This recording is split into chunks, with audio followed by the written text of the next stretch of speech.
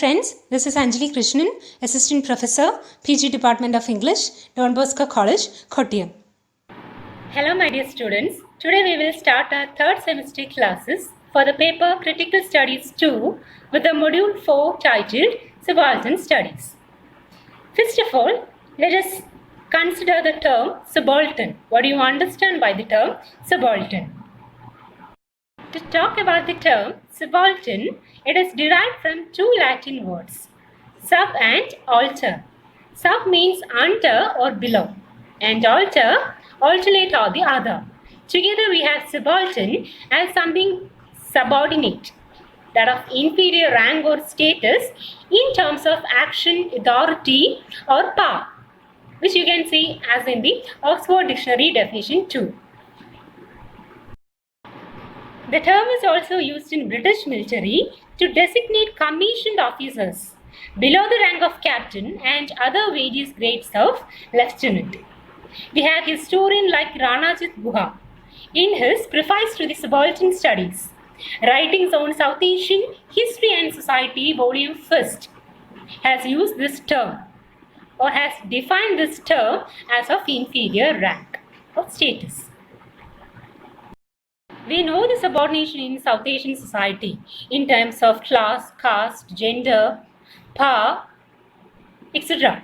So he has analyzed it and has concluded the term subaltern or the subordinate And for Gayatri, subaltern is not just a classy word for oppressed or for the other, but everything that has limited or no access to the cultural imperialism is subaltern.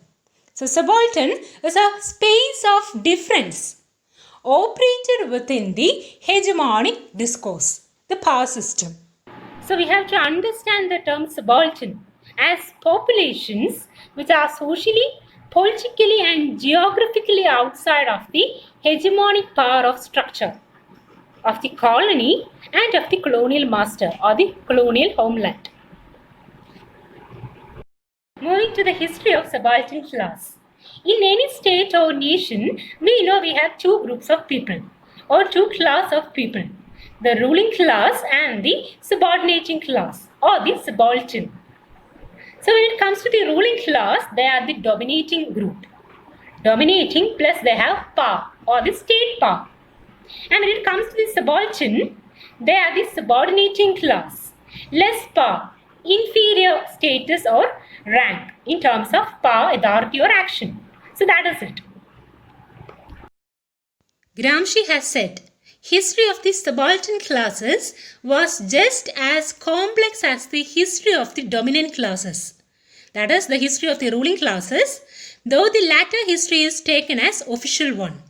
Always the history of the ruling class or the dominant class is taken as the official one, the standard one. For him, the history of the subaltern is always fragmented and episodic, and always it is in terms of the activity of the ruling class, that is subjected to the activity of the ruling class.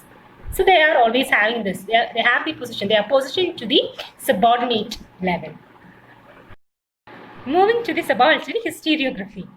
The historian Ranajit Guha has protested the historiography of Indian nationalism is based on elitism. Elitism, that of the elite people, upper class people, upper caste people. So he has said there is a perceived superiority in terms of class, caste, social class, caste, gender, even gender, resource, and the control and rule or dominion is based on this superiority, perceived superiority.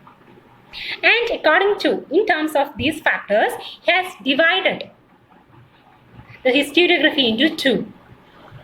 They are colonialist elitism or British imperial historiography and the bourgeois nationalist elitism.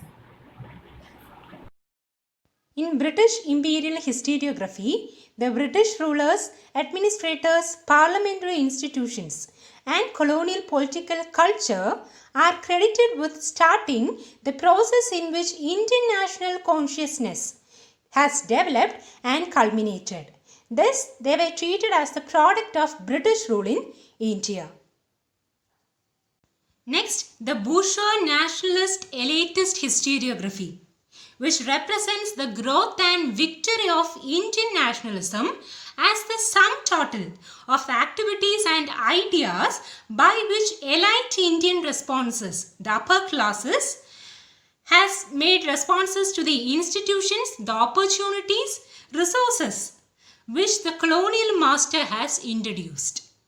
So it represents an idealist venture in which the upper classes has led people to freedom.